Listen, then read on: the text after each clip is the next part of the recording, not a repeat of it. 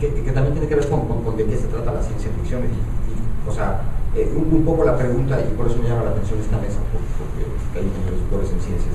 La pregunta es de qué trata la ciencia ficción mexicana cuando no se trata de ciencia dura, ¿no? Y los gringos tienen este término que es muy chistoso, que es ciencia ficción blanda o suave, para hablar de la ciencia ficción que no viene de las ciencias exactas, ¿no? Pero me choca eso, es que ciencia ficción blanda es pues fatole, ¿no? O sea, creo que la ciencia ficción en México no es necesariamente ni dura ni blanda. Si hago la característica, es ser terriblemente fibrosa. O sea, los textos que yo leo de ciencia ficción mexicana son textos terriblemente críticos de la realidad en la que vivimos. ¿Por qué? Porque no están enfocados en el descubrimiento científico per se, ni tienen entrenamiento estos escritores como para hablar de eso. Y lo que hicieron fue utilizar la ciencia ficción como una especie de herramienta para hablar de una realidad social cada vez más extraña que vivimos todos los días. Y también es muy curioso porque creo incluso que no nada más en términos de realismo mágico, aunque aquí habría que ver cuál es la relación de la fantasía como género, no nada más en Latinoamérica, sino también en Estados Unidos y en Europa, que comparte la ciencia ficción con la fantasía. Pero en términos de lo que él llama la muerte de ciencia ficción por disolución en el contexto. O sea, en términos de que hace 50 años era muy fácil pensar en el año 50.000 cuando el hombre llegue a Alpha Centauri. Pero hoy en día la ciencia ficción que le tocó hacer a mi generación, por lo menos, es una ciencia ficción de 10 minutos en el futuro, donde el novum, el mecanismo que hace que algo sea de ciencia ficción es casi cotidiano. Es decir, es como una especie de realismo para nuestras épocas.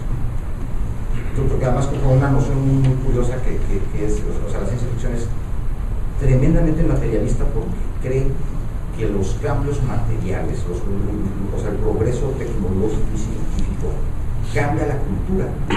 Entonces, por ejemplo, la ciencia ficción de los poblanos, de los chilangos, creo que también por el momento histórico que se dio, fue como, o sea, dicen los gringos, ¿no? Porque ahora los gringos les ha dado por estudiar la ciencia ficción mexicana, que también es como medio raro.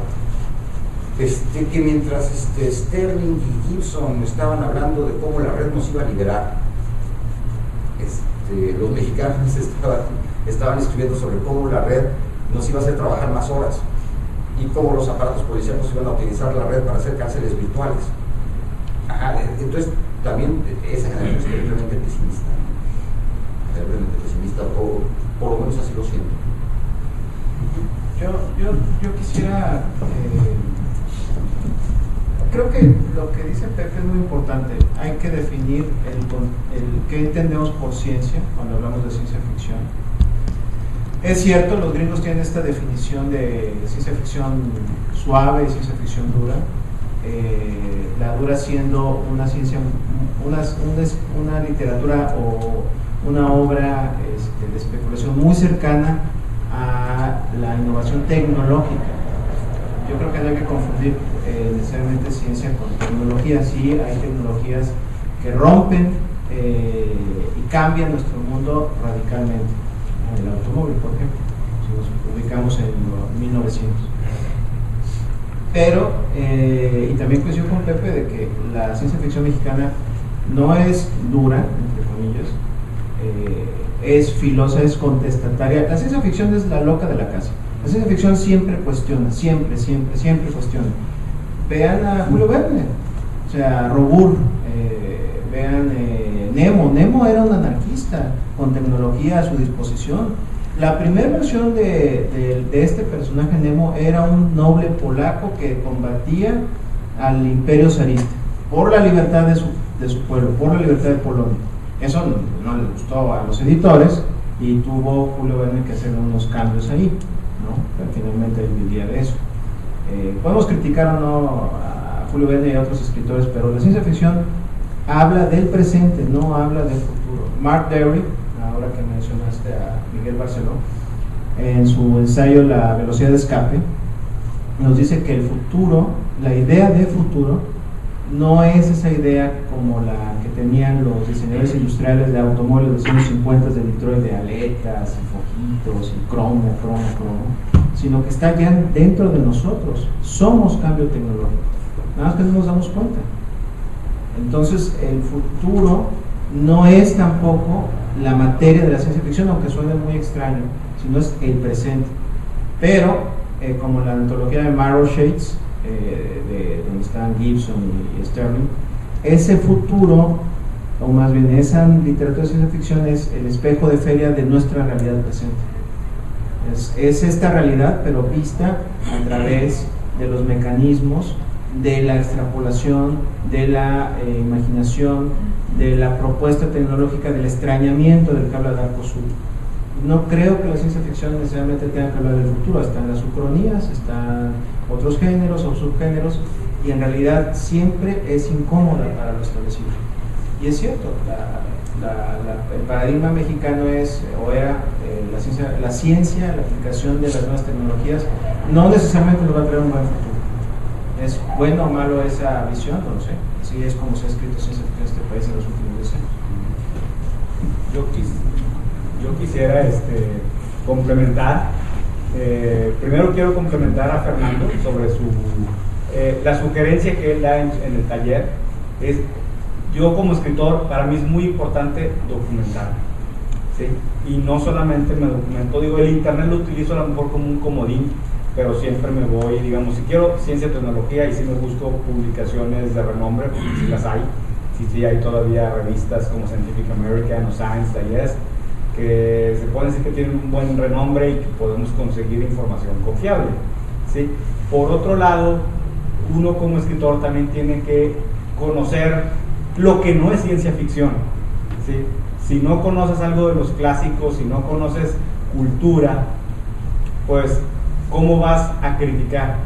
Cuando tu objetivo es criticar, porque estoy totalmente de acuerdo de que es cierto, aquí en México se hace mucha literatura de crítica, en Estados Unidos también, en Inglaterra también se hace mucha literatura de crítica, y tenemos también, como en todos los géneros, tenemos la literatura que es simplemente no me hagas pensar, yo quiero pasarme un buen rato, ¿sí? En donde dices, yo me voy a divertir. Es como cuando dices, quiero ir a ver el cine, una película de Óscares o un Oso de Plata o algo así, que dices, me va a dejar pensando días y días y días y días, o simplemente nomás me quiero pasar un buen rato, ¿sí? Y quizá por los ejemplos de literatura para pasar un buen rato, también es por lo cual la ciencia ficción a veces no se toma muy en serio, ¿sí? Yo creo que ya viendo un escrito en donde se descubre la crítica, se descubre el colmillo que está diciendo, mira, estoy mordiendo la realidad y te la estoy presentando, ¿sí? Ahí es cuando empieza a tomar seriedad. Yo he leído Julio Verne, cuando yo lo leí de niño y lo he estado releyendo de adulto, y es una gran diferencia. De niño me fascinaban las aventuras, y de grande lo que estoy yo viendo es simplemente la crítica mordaz a la sociedad de la época, ¿sí? La ciencia ficción, como dicen mis compañeros, pues no necesariamente es el futuro, porque tiene sus raíces en el presente. Aunque pongamos nuestra historia 50,000, 100,000 años en el futuro, estamos extrapolando a lo mejor alguna situación actual, la estamos llevando a ver cómo sería dentro de 100,000 años, suponiendo que haya clonación. Entonces estamos extrapolando una situación, a lo mejor a veces la estamos llevando a extremos que no van a llegar a ocurrir, pero que nos van a poder servir como para que la gente se dé cuenta, oye, aquí hay algo que no está bien, aquí hay algo en lo que tenemos que fijarnos, ¿sí? Y a veces también, muchas veces por estas críticas, si se llevan mucho al extremo y si uno abunda demasiado en el pesimismo, lo que va a terminar pasando es una tecnofobia, un miedo hacia la tecnología, hacia lo nuevo, hacia el desprecio de lo nuevo, cuando realmente hay que verlo como aspectos de nuestra vida y hay que saberlos asimilar. Alguna vez yo comenté, hay gente que me ha preguntado, ¿es bueno el internet o es malo? Y mucha gente me lo pregunta pensando por las páginas de pornografía, por la gente que se la pasa chateando y está perdiendo el tiempo porque no está chateando con personas, digamos, que le puedan traer un valor agregado como persona. Yo a lo mejor me la puedo pasar chateando con literatos y a lo mejor eso puede ser muy enriquecedor, con filósofos, con gente que me va a traer un valor agregado. Pero bueno, entre paréntesis, yo no soy de los amantes del chat.